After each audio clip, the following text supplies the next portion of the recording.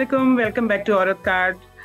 कुछ दिन से आपने शायद नोट किया हो कि शिबली फराज जो हैं, जो हमारे minister for science and technology हैं और हर दिल अजीज हैं, वो कुछ प्रोग्राम्स में जो इलेक्ट्रॉनिक वोटिंग मशीन बनाई है ना मिनिस्ट्री, वो लेके हर जगह पहुंच जाते हैं। तो मुनीब फारूक के शो पे भी लेके चले गए थे। वो बड़ा बस एक मजेदार सीन है।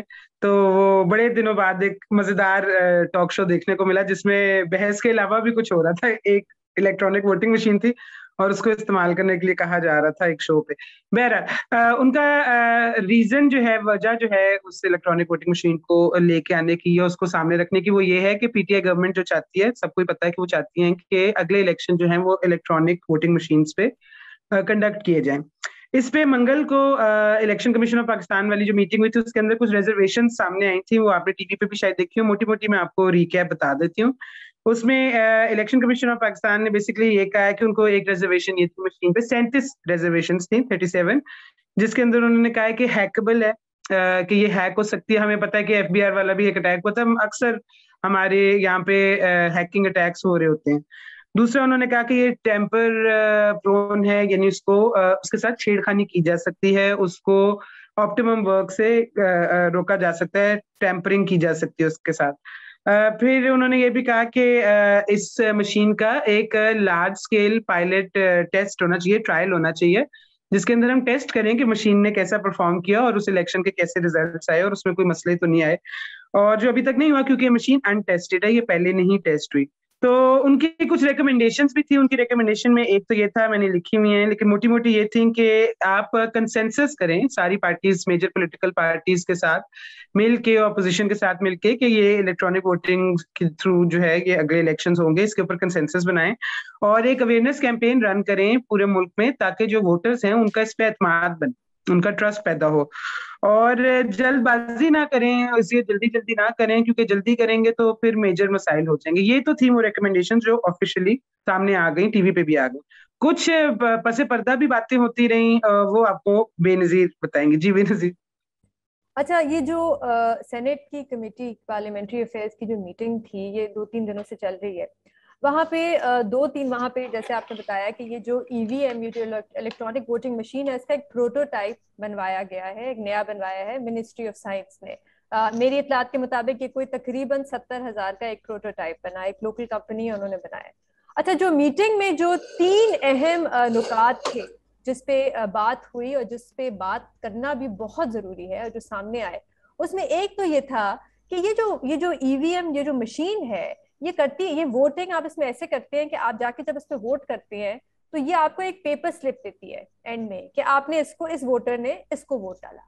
अब ये हमारे आइन के आर्टिकल 226 की खिलाफ वर्जी है, क्योंकि वो सीक्रेसी ऑफ बैलेट हम्म। करती है। अब मसला ये होगा कि अगर किसी ने आप पे दबाव डाला है, किसी वोटर पे, कि आपने इसी को वोट डालना है, इसी कैंडिडेट को, तो आप अंदर जाके वो स्लिप बाहर लेके आ सकते हैं और दिखा सकते हैं कि देखे मैंने इसको वोट डाला। तो ये एक बहुत बड़ा मसला है और ये आइन के खिलाफ भी आपके जाता है। दूसरी चीज जिस पे बात हुई वो ये थी कि क्योंकि इस कमेटी में एक्सपर्ट्स ही बुलाए गए, पिलडैट से, इधर उधर से टेक्निकल एक्सपर्ट्स भी, उनकी ये एक राय थी कि अगर आपने अगले इलेक्शन में ईवीएम्स को इंट्रोड्यूस कराना है तो आज से भी अगर आप प्रोक्योरमेंट शुरू करेंगे मशीन्स की तो 24 महीने लगेंगे आपको तैयार करते करते। अब आपके पास 24 महीने नहीं है। अब 2 साल तो है इलेक्शन में, लेकिन इलेक्शन के साल के आखिरी दिन तक, इलेक्शन से पहले तो आप ईवीएम्स बैठ के नहीं बना रहे होंगे, तो आप इलेक्शन का साल तो काउंट ही नहीं कर सकते। मतलब आपके पास सिर्फ 1-1.5 साल है ईवीएम्स बनाने के लिए।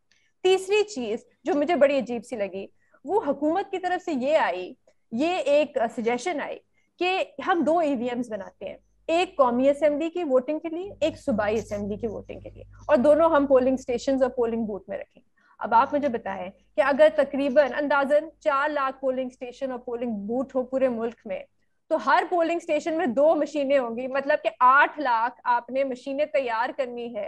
तो आप सोचें कि कितनी आपने कॉस्ट बढ़ा दी। फिर उसका टेक्निकल स्टाफ, फिर उसके लिए टेक्नीशियंस की जरूरत है। मतलब आपकी कॉस्ट, और कॉस्ट पे तो कोई बात कर नहीं रहा। ईवीएम्स आपने पूरे साल में एक दिन यूज करनी है ना, इलेक्शन वाले दिन, बाकी पूरे साल तो वो वेयर हाउस में पड़ी रहेंगी, उसका खर्चा, खराब हो गई तो उसका खर्चा, उसको बार बार जाके चेक करना उसका खर्चा। तो ये बहुत सी अहम चीजें, और जैसे आपने निताशा कहा कि कंसेंसस बनाना बहुत जरूरी है, एक बहुत बड़ी तब्दीली है ये। अच्छा, इसके अंदर जो है ये जो आपने स्टैंडिंग कमेटी की बेनजीर जिक्र किया, तो उसके अंदर शिबली फराज साहब की एज यूजुअल एक लड़ाई होगी। वो उनकी नून लीग के सेनेटर अफनानुल्लाह साहब से और फिर पीपल्स पार्टी के सेनेटर मुस्तफा नवाज खोखर साहब से भी होगी। खोखर साहब ने उन्हें कहा कि शिबली साहब ने एक्चुअली पहले कहा कि ये जो है इसका वोटिंग मशीन का ईवीएम का टेंडर। तो खोखर साहब ने कहा कि अगर मशीन के लिए टेंडर ही होना तो फिर हम इस मशीन को क्यों चेक करें। तो शिवजी साहब ने कहा कि ये देखिए ऑपोजिशन तो टेस्ट ही नहीं करना चाहती। तो मुस्तफा खोखर साहब ने कहा कि जो मशीन इस्तेमाल ही नहीं होनी तो हम उसका टेस्ट क्यों करें। ये इसी टाइप की बहस मैंने वो मुनीब के भी शो के ऊपर जो हुई थी ना, एहसन इकबाल साहब और मुस्तफा खोखर, वो इसी टाइप की थी। खैर उसके बाद शिबली साहब ने कहा आप मुझसे उम्र में छोटे हैं, आप ये रहने थे आपने। अच्छा खैर ये तो एक बड़ी अजीब सी बात है कि हुकूमत जो है वो बहुत ज्यादा इंसिस्ट कर रही है ईवीएम्स के ऊपर अगले इलेक्शन। इस पे नुसरत जावेद साहब ने एक बड़ा अच्छा कॉलम लिखा। अच्छा, ईवीएम पे पिलडैट ने एक बड़ी अच्छी वर्कशॉप कराई थी इलेक्टोरल रिफॉर्म्स के ऊपर बेसिकली। उसमें आतिफ मजीद साहब हैं, वो एक एक्सपर्ट हैं, हम उनका पहले भी जिक्र इस शो के ऊपर कर चुके हैं। उन्होंने चंद चीजें जो बड़ी इंटरेस्टिंग थी वो ये बताई। उन्होंने कहा कि 167 दुनिया में सेल्फ डिस्क्राइब डेमोक्रेसी है, यानी जो खुद को जमहूरी ममालिक कहते हैं, उनमें सिर्फ ईवीएम यूज करते, इलेक्ट्रॉनिक वोटिंग मशीन इस्तेमाल करते हैं 8 ममालिक। 6 ममालिक हैं जो एक्सपेरिमेंट कर रहे हैं इसके साथ, और 9 ममालिक हैं जिन्होंने इस्तेमाल करके अब वो नहीं इस्तेमाल कर। जो ममालिक, चंद ममालिक के मैं नाम, जो 8 ममालिक में से, जिस तरह ब्राजील है, इंडिया है, अमेरिका है, फिलीपींस है, ये चंद ममालिक हैं वो 8 में से जो इस्तेमाल करते हैं। तो जो नहीं करते उनमें से काफी यूरोपियन कंट्रीज है, जैसे नेदरलैंड है, नॉर्वे है, जर्मनी है, फ्रांस है, आयरलैंड वगैरह है, ये लोग इन्होंने बंद कर दिया क्योंकि कुछ मसाइल। हाँ, इन्होंने बंद कर दिया। अब ये बड़े, ये मतलब इंटरेस्टिंग बात है, मुझे ये नहीं समझ आ रही यूरोपियन ममालिक ने स्टार्ट करके बंद कर दिया, सिर्फ 8 ममालिक करे, तो इतनी इंसिस्टेंस क्यों है हमारी हुकूमत की तरफ से कि हमने ईवीएम्स करने। और वो एक्चुअली जो ऑपोजिशन को बार बार ये कहते हैं कि असल में ऑपोजिशन टेक्नोलॉजी का इस्तेमाल करना नहीं चाहती और चाहती नहीं है कि हम आगे बढ़े। असल मसला क्या है? असल मसला ये है कि आप बगैर कंसेंसस, अब ये तो आपने इलेक्शन कमीशन की भी बात की, इलेक्शन कमीशन भी इसके ऊपर राजी है। अच्छा, इलेक्शन जो है, ये आर्टिकल 103 ही, अगर वो वैसे वो सेक्शन 103 ही पढ़ लें इलेक्शन एक्ट का, तो शायद उन्हें पता चल जाए हुकूमत को कि इलेक्शन कमीशन ने ये चीज करनी है, उन्होंने पायलट प्रोजेक्ट्स करने, उन्होंने फिर उसके ऊपर रिपोर्ट सारा, जो पहले भी एक रिपोर्ट तो कर चुके हैं। दूसरी चीज ये है, विदाउट कंसेंसस आप कैसे ये चीज करें। पाकिस्तान में इलेक्शंस का मसला ईवीएम्स नहीं, पाकिस्तान में इलेक्शंस का मसला मैनुअल वोटिंग भी, पाकिस्तान में इलेक्शंस का मसला है मिसट्रस्ट, इलेक्टोरल प्रोसेस के ऊपर भरोसा ही नहीं, प्री पोल रिगिंग, उसके अंदर मीडिया का किरदार क्या होता है, मीडिया को किस तरीके से सेंसर किया जाता है, किस तरीके से उसके ऊपर सब कुछ लगाया जाता है, उसको किस तरह से, जिस तरह रीमा ने चंद एपिसोड्स पहले बात बहुत ज्यादा इसके ऊपर की थी, बड़ी अच्छी बातें की थी। और जुडिशरी, वो भी रीमा ने एक्सप्लेन किया था कि जुडिशरी की इंडिपेंडेंस किस तरीके से अगर छीनी जाए, अगर वो कोऑप्ट हो जाए, ये बड़े सब इस तरीके से एक इलेक्शन जो है वो रिग होता है। Pre poll rigging on the day वाली तो देखिए वैसे ही कम होती है, 15 से 20% कहते हैं लोग उसी के होती है। ऑन द डे का इतना आरटीएस बैठ जाते हैं, ईवीएम भी बैठ सकते हैं, लेकिन असल मसला है कि इलेक्टोरल प्रोसेस पे भरोसा है। तो जब तक ऑपोजिशन की जमातें हुकूमत के साथ बैठकर पहले वो भरोसा तय कर, भरोसा हो, इतने हमारे इलेक्शंस होते जाएं टाइमली, हर 5 साल के बाद इलेक्शंस हो, फ्री एंड फेयर हो, लेवल प्लेइंग फील्ड हो, कि इतना आपका ऑपोजिशन हुकूमतों का, जितनी भी जमातें, इन सब जमातों का आपस में इतना ट्रस्ट हो जाए और कोई ऐसी मुदाखलत ना हो कि फिर वो ईवीएम्स क्या, वो जो भी टेक्नोलॉजी, वो आई वोटिंग और बहुत सारी चीजें वो इस्तेमाल करना चाहते हैं, वो जरूर करें। अच्छा, आई वोटिंग के ऊपर भी मैं बात करूंगी छोटी सी, कि आई वोटिंग के ऊपर भी ये हुकूमत बहुत ज्यादा इंसिस्ट करी ओवरसीज पाकिस्तानी से। देखिए वोटिंग राइट तो ओवरसीज पाकिस्तानी से रहता है, लेकिन वो अभी तो फिलहाल ये है ना कि वो इधर आकर वो पाकिस्तान आकर, उधर से वो किस तरह करे, बहुत से लोगों के लिए आना वाकई मुश्किल होता है, खर्चा पानी होता है, किस तरीके से वो कर सकते हैं, गरीब लोग भी हैं जो उधर लेबर क्लास है, बहुत इस तरह के। लेकिन 2008 में ऐसा हुआ था कि पाकिस्तान ने बात भी की थी मिडिल ईस्टर्न, चंद मिडिल ईस्टर्न कंट्री से, कि अगर वो इस तरह की चीज जो है वो अलाउ कर, लेकिन बात बन नहीं सकती आई वोटिंग की। तो हमारा तो एक बहुत बड़ा जो डायस्पोरा का हिस्सा, जो ओवरसीज पाकिस्तानी जिनको हम कहते हैं, वो तो रहता है मिडिल ईस्ट और गल्फ कंट्रीज के अंदर है। तो ये भी जो है ये देखने वाली है कि बात कैसे बनेगी, फिर उसके अंदर भी सीक्रेसी और बहुत सारी उसके अंदर टेक्निकल इश्यूज हैं जो लोग बातें कर रहे हैं। फिर अभी तक टेंडर नहीं हुआ, बिडिंग नहीं हुई, ये भी कहा जा रहा है कि हुकूमत इंसिस्ट कर रही है कि यही वाला मॉडल इस्तेमाल करें जो शिबली साहब हर जगह डेमो के लिए ले जा रहे हैं, तो वो कहते हैं कि यही इस्तेमाल करें। तो ये तो अभी इलेक्शन कमीशन का तो नहीं है, ये तो हुकूमत का है। सुना है वो बड़े इमोशनल भी हो जाते हैं, जरा इमोशनल हो जाते हैं उस मशीन की, कोई जरा हाँ वो उनका बेबी है। हाँ उनका वो नहीं वैसे उस मशीन में वैसे तो वो जिस तरह बायोमेट्रिक आपके ऑफिस में नहीं होती, जाके अंगूठा लगाते हैं ये था प्रिंट, वो वाला है, वो कोई इतनी इस तरह की कोई आला चीज नहीं है। बात सिर्फ बस ये है कि भाई एक सिस्टम के ऊपर भरोसा नहीं है, और इस वजह से ईवीएम भी they don't make sense at the moment. मेरा ख्याल है हम दो चीजों में हुकूमत जो है वो कंफ्यूज हो गई है। आप चाहे उनकी बेहतरीन कोई इंटेंशन हो, एक है इलेक्ट्रॉनिक वोटिंग, एक है इंटरनेट वोटिंग या ओवरसीज पाकिस्तानीज को फैसिलिटेट करना कि वो पाकिस्तान आए बगैर वोट कर सके।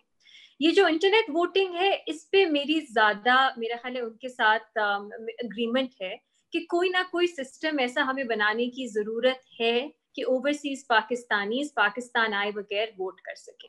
अब वो अगले इलेक्शन में होगा नहीं होगा जरूरी नहीं है, आप इस पे वक्त लगा सकते हैं, मुख्तलिफ ममालिक में जो मॉडल्स हैं उनसे सीख सकते हैं, क्योंकि मेरा ख्याल है ये वोट का जो एक हक है वो एक फंडामेंटल हक है, और अगर आप पाकिस्तान में नहीं रह रहे तो जरूरी नहीं है कि मतलब आपका वो हक नहीं रहता। तो इस पे मेरा ख्याल है ज्यादा अग्रीमेंट है मेरी हुकूमत के साथ। इलेक्ट्रॉनिक वोटिंग की तो मुझे समझ नहीं आती कि इतनी क्यों डेस्परेशन है कि इलेक्ट्रॉनिक वोटिंग हो, जबकि पूरी दुनिया पे इस पे जो एविडेंस है वो बहुत कंफ्लिक्टिंग है कि एक अच्छी चीज है भी कि नहीं, ये कभी भी सेफली एग्जीक्यूट हो सकता है कि नहीं। और मेरे लिए जो बहुत हैरानकुन बात है वो है जल्दबाजी, कि ये पूरा प्रोसेस शुरू हुआ एक ऑर्डिनेंस के जरिए, ऑर्डिनेंस जो होती ही टेम्पररी है। आपने सब पार्टीज को ऑन बोर्ड नहीं लिया, आप यूनिलैटरली इस सफर पे चल पड़े, आपने खर्चा किया, पैसे लगाए, और आर्गुमेंट ये थी कि हम एंड तक नहीं छोड़ सकते क्योंकि इसमें टाइम लगेगा। लेकिन अगर आप ऑर्डिनेंस से एक चीज शुरू करते हैं, आप कैसे कह सकते हैं कि इसमें ब्रॉड बेस्ड कंसेंसस है? और अब जब आपने शुरू के स्टेप्स कर लिए हैं, अब आप कंसेंसस कुछ हद तक करने की कोशिश कर रहे हैं। अब ऑपोजिशन पार्टीज अगर नहीं मानेंगी तो हुकूमत क्या करेगी? और अगर इस तरह की कोई इलेक्ट्रॉनिक वोटिंग हो भी जाती है अगले इलेक्शंस के लिए, अगर ऑपोजिशन ऑन बोर्ड है ही नहीं, जैसे महमल आपने कहा कि क्रेडिबिलिटी ही नहीं है उसकी, तो क्या हमारे इलेक्शंस और कंट्रोवर्शियल नहीं हो जाएंगे? तो मेरा ख्याल है ये बहुत बैडली मैनेज्ड एग्जीक्यूटेड ये पूरा प्लान है, इसमें लोगों की बहुत सी तशवीश है। देखिए, आप अगर ईवीएम्स भी लाना चाहते हैं तो बिल्कुल लेके आए, इलेक्ट्रॉनिक वोटिंग लाना चाहते हैं, मेरे ख्याल से तो अगर आप हुकूमत कोई नई चीज ट्राई करना चाहती है तो ठीक है, इसमें कोई हर्ज नहीं है।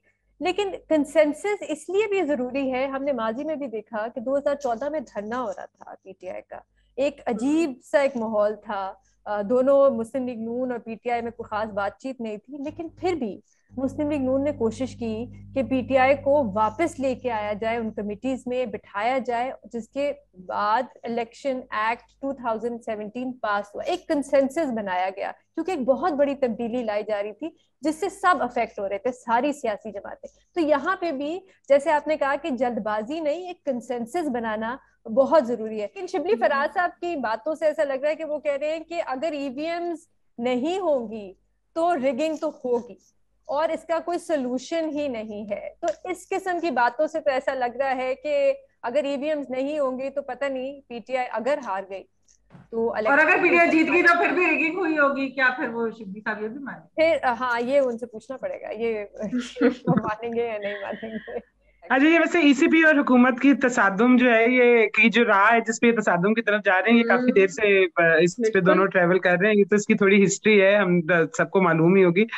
तो इस राह पे कहीं आगे वाकई तसादुम हो ना जाए दोनों का, गवर्नमेंट का और ईसीपी का, अल्लाह करे ना हो, और कोई अच्छा सा कंसेंसस वाकई रीच हो जाए। अगर आपको हमारी वीडियो पसंद आई तो प्लीज लाइक कीजिएगा, चैनल औरत कार्ड को सब्सक्राइब कीजिएगा और बेल आइकॉन हिट कर दें। जब भी हम नई वीडियो अपलोड करेंगे आपको पहले नोटिफिकेशन मिल जाएगी। थैंक यू फॉर वॉचिंग औरत कार्ड।